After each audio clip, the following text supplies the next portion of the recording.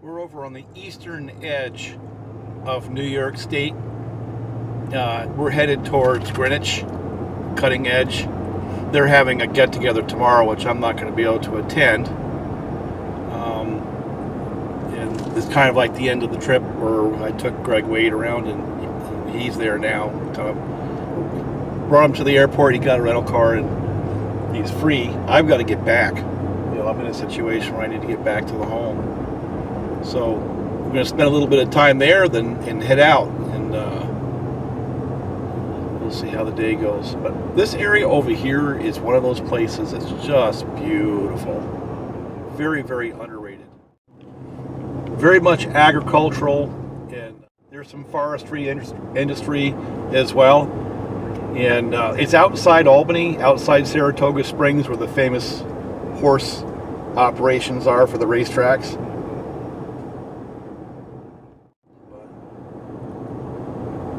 Right along the Hudson River, the north section of the Hudson River. And I'm tempted to get a fishing rod and go back to my in-laws there, because it was some big fish playing around in that river.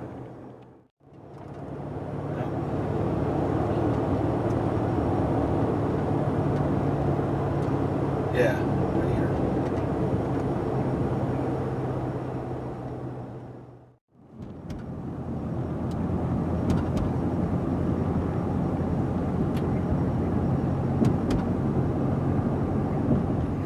They have these locks, which are like boat elevators. Like the canal system is really pretty cool. I swear I won't break it. So this is one of the new One of the new? What are the new chains? One of the new ones that you dinged up? that I rocked. This chain rocks. Yeah, we'll run it and get it really hot, and then take it off of there, burn my fingers. I'll be back in a second. Okay. Oh my god. What do you, This is the coolest machine. I was out here a couple years back, and we did some video on this.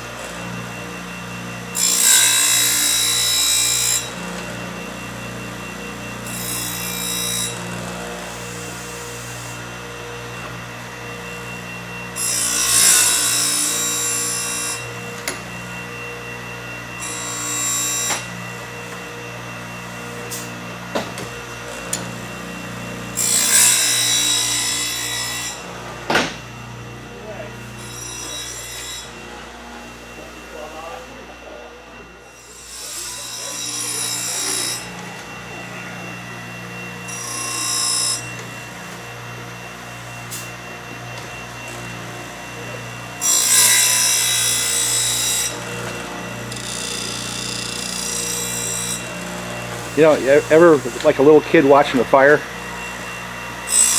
I'd say that's about where I am right now.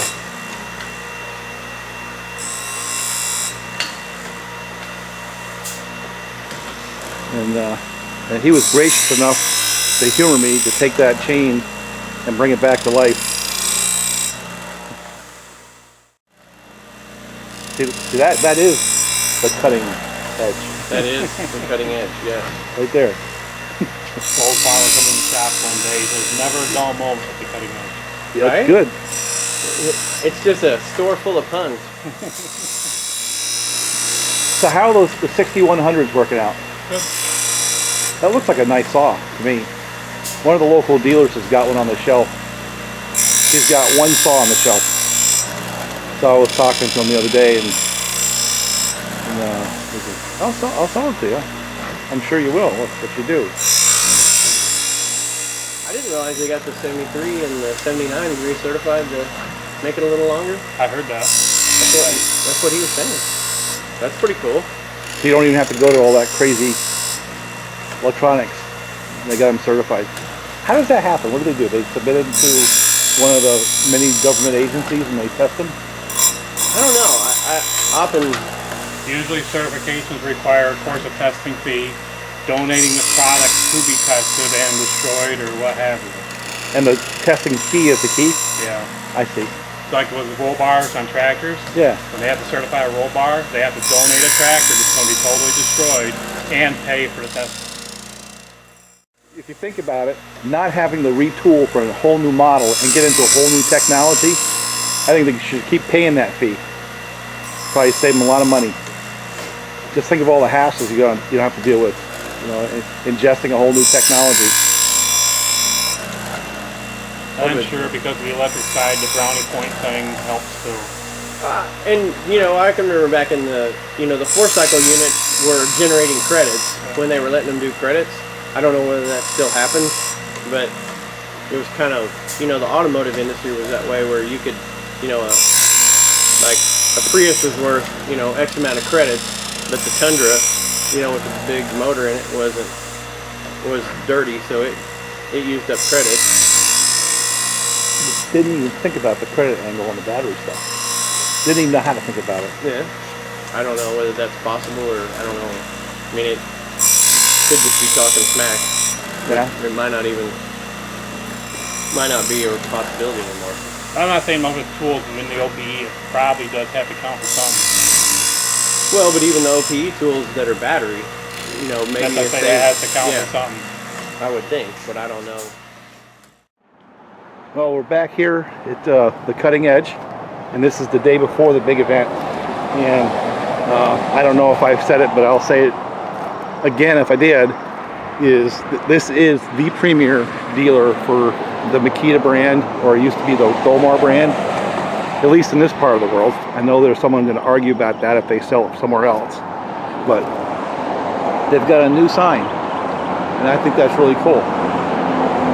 And along with Makita, they also sell X-Torq and Ventrac for really the professionals. They've been at this game a long time, and they do a very, very good job. You know how I can tell? Because they're still here. So, and they've been very, very gracious to humor me taking care of my rocked chain, but also lend us the shop to do some work on a saw. Oh, I hear it. See, what they're doing here is they're getting ready. They drug a bunch of wood in. So this is saw pre-muffler mod.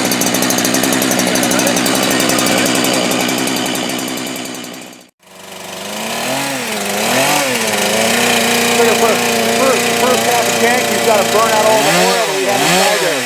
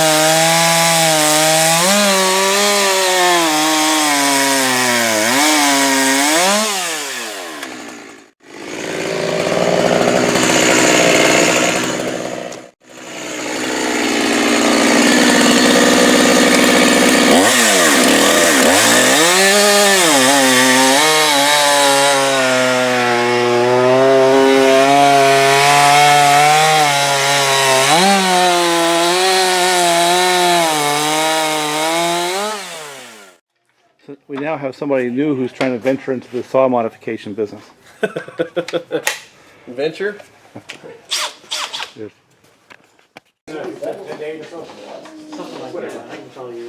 Oh, it's not here now? Can't take it home? Okay. You have to suffer. I want you to. Now this is unique.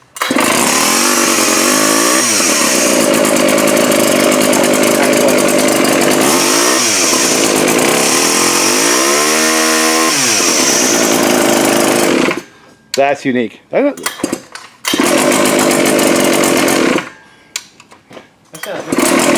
Wow. Just like your old RX-7, doesn't it?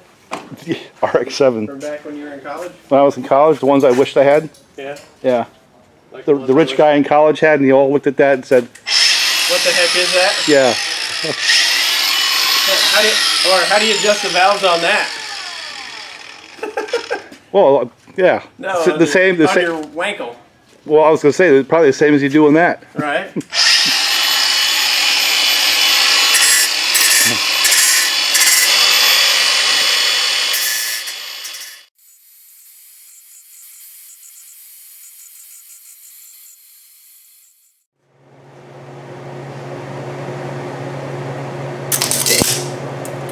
Oh, goodness. We can always braise it. The brass. Yeah, we may end up doing that.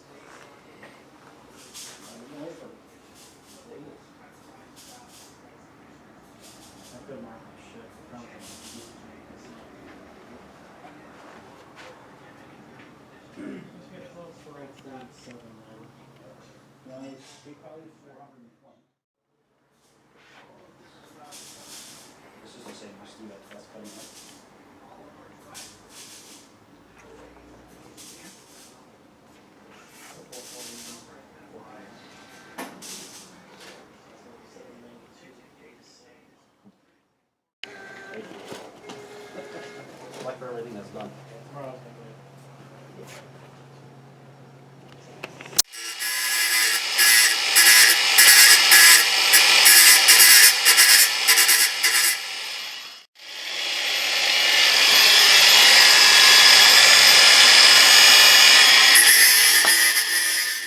That for, and he goes, he'd wag his tail in the dirt, and that'll get enough dust up in there to where we got enough grit in that thing to break it in, just like that.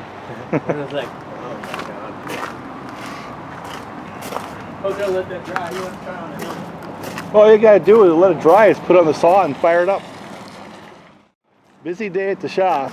Lots of customers coming and going. I feel guilty because we're taking away time. Yeah, it is. It's lefty tighty, righty loosey. Yeah. The earmuffs, they're so I can't remember what the rating is on them, but the ANSI rating, but they're well, here they are. 28 dBA, and it says made in Germany. I bet the steel one doesn't say made in Germany. Oh, this is a Tasco helmet. It's not even a steel. Oh, it isn't? Yeah. Oh, and then you can slide those up and down to make it fit right. Well, actually, believe it or not, it's more comfortable once you fiddle around with it to make it work. You know, those little plastic snap right there. That's not the best, you know. But once I got it where it was even, it sits more comfortable on your head. Of course, that's not hard to beat when the plastic's coming apart. This helmet right here has served me many years and quite well. It owes me nothing. Very nice. So who knows, maybe I'll pick up one of those pretty soon. just to give it a run for the next few years. And I told him it'd be a slam dunk for me if that darn thing had a chin strap. And I'm working on it, and I'm changing this, and then I'm changing the coil, and I had spark, but it wouldn't run, you know. Ended up being the spark plug. Once I took the all the way out, put an NGK in, and like $1 million, I put the old coil back in, all ran good. But I just never had good luck with auto lights. Have you ever had any of the plugs drop the electrode? The Bosch I have. Have you? I had a Nip and Denso one time do it. The ceramic bust and fall down on the. You ever had that? So the resistors though too, because of the electronic ignition, it is always a good idea. Still run a little bit fat, believe it or not. Yeah, I like it. I'd rather have it fat than lean. I mean, you can't really tell this short a time, but I like it.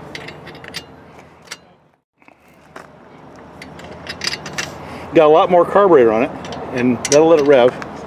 Now, one of the things I was telling him is this is about not porting. This is about taking stuff off the shelf and putting them together and ending up with something different without having to go through the whole process of porting. That saw goes pretty good. You know, it's not going to set the world on fire. It's not going to win any cookie races, but it'll probably cut a lot of wood. Now I want my money back.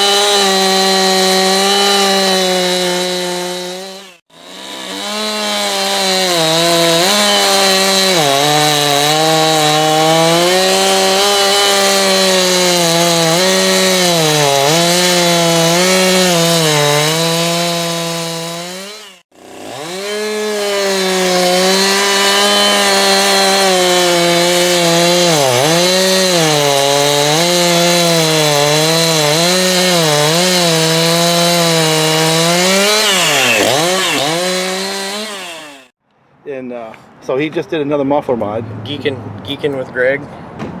So basically the muffler got incrementally better. So the saw should run incrementally faster.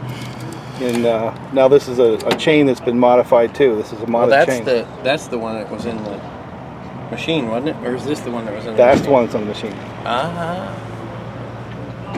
Oh, well, all right. Now I'm enthusiastic. See? Tricked you. I like the way it looks. Yeah.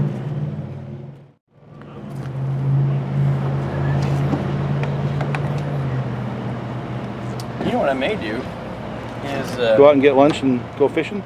Yeah. Hang on, I'm putting mine on too. But I'm not. Yeah, no, she's all wide open. Oh, see? Yikes. At least it doesn't. Well,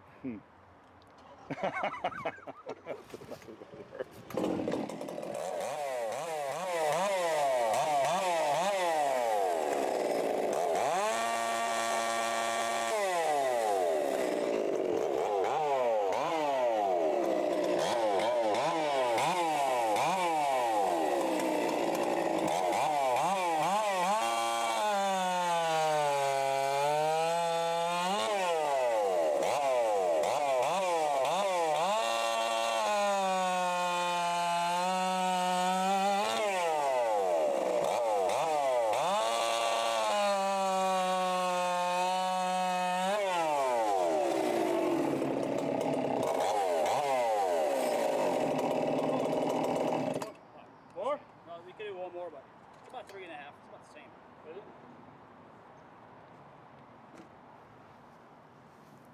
that's a hot rod saw. Well, run the darn thing. Yeah, run that thing.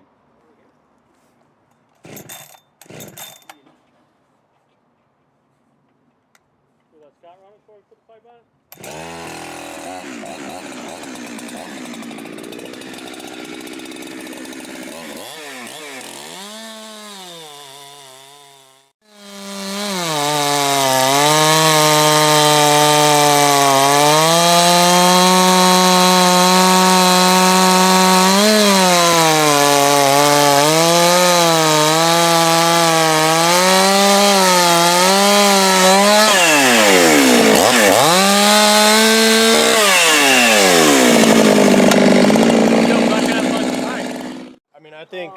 Yes, but not in this capacity. You could still lean on that though hard, and it didn't stick. Yeah. Once you were in the kerf, and I mean I would say for a machine grind, you know, or a resharpen. An automatic machine. Yeah, it's as good as any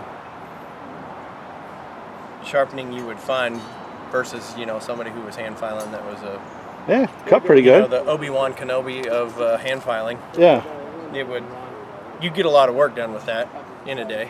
Yeah. Go ahead. So like on this chain, since it's been sharpened on the machine, but the side plate angle on this is, I don't know if you can see it up against my thumb, but it's more vertical than say a big hook. But one of the things they found too on these, like with this new oiling system on these, is that it was pushing enough oil up in there to actually load the rivet. Load up the rivet. Just like, or the bearing surface on the rivet, just like you would if it was a pressurized.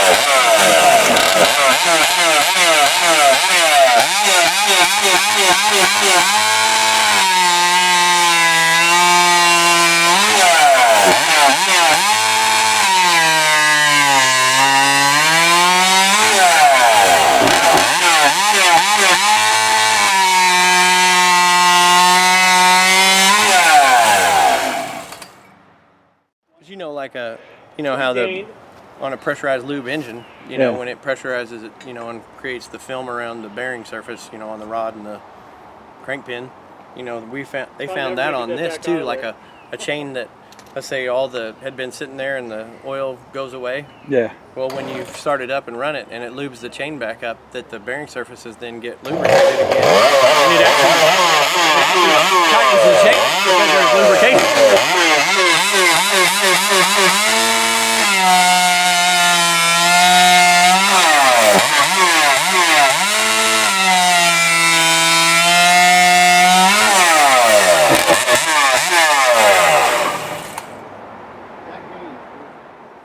Or like that. Did you start that throttle lock? It runs great on a muffler. This kind of altered the way the saw appeared. You taking the log and standing it on end and going right down the middle, kind of slowed that thing up a little bit on video. But it went right through it.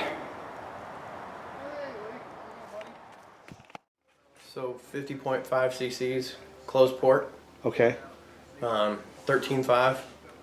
So it's a ripping machine basically. But spring assisted.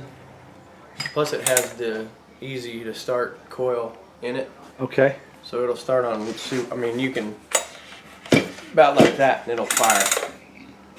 Also winds up the spring first and then releases. It's not about how fast you can yank the cord.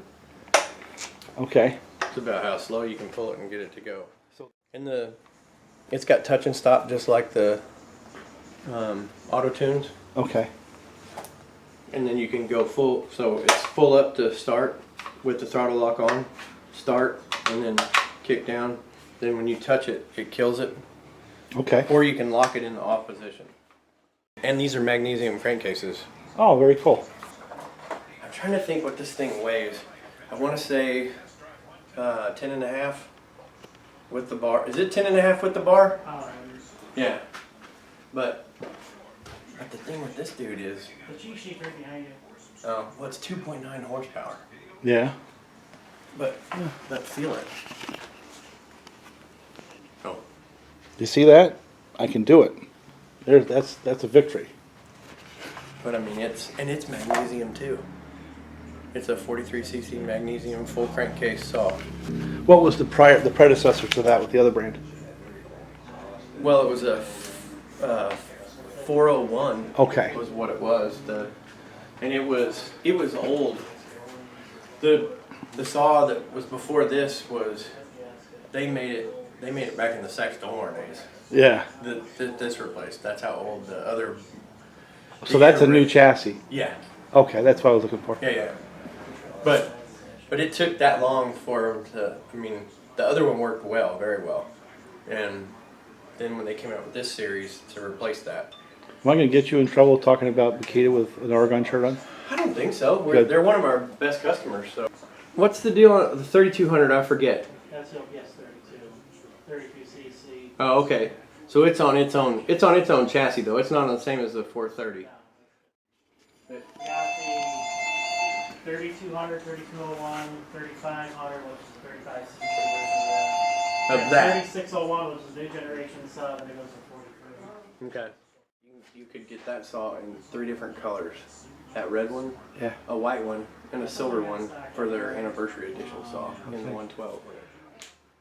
Now, that's the ultimate ancient man saw. The battery one over there. And this is the ultimate old man saw. And this is the ultimate old man saw who thinks he's a young man. But And this is the pro saw. This is the real deal. so that's 13.5 pounds without that bar. So magnesium crankcases. Yeah. But those have always been good. Those have always been, Well, and this design came out in 2001, yeah.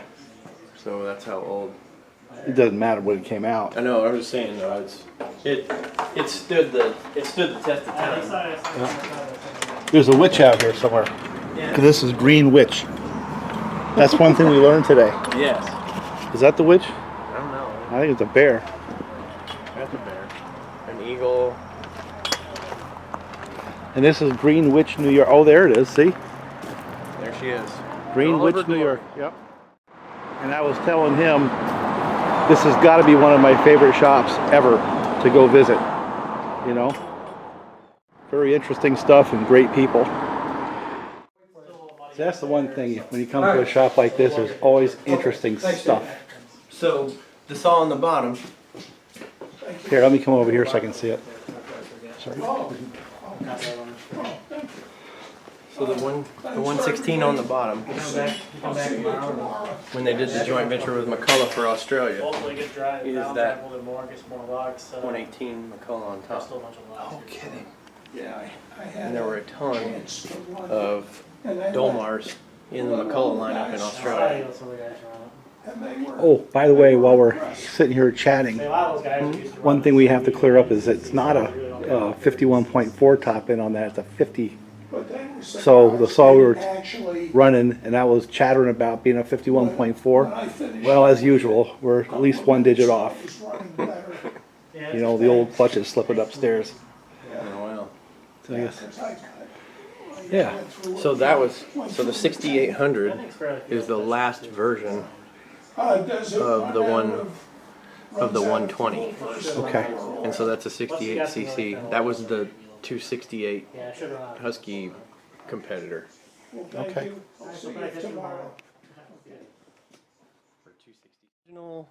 The original model, or the original series of this saw was a 350 and a 420, and this original 420 came out with just a screen filter.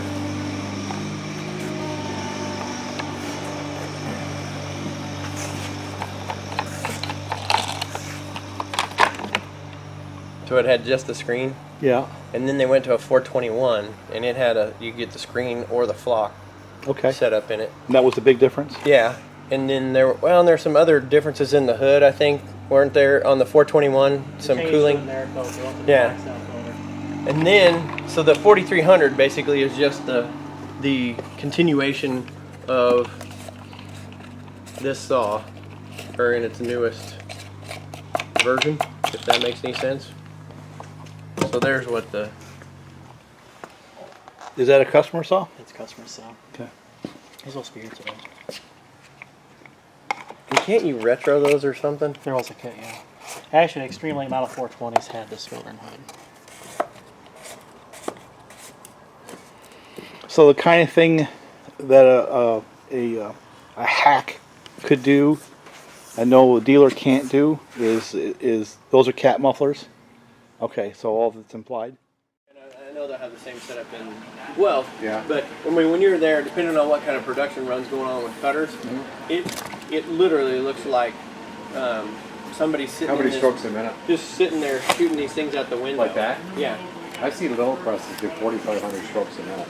Like, can you imagine that of a jam? Oh. You know, they're making little contacts. You know? Yeah. Can't even see the thing going up and down. Well, so all you hear when you're walking through the plant, you just hear this chunk, chunk, chunk, chunk, chunk.